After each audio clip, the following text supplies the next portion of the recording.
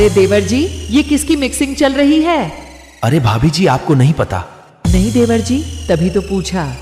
अरे ये वही है जिनकी मिक्सिंग बजते ही हमारे गांव के सारे घरों के बर्तन गिरने लगते हैं।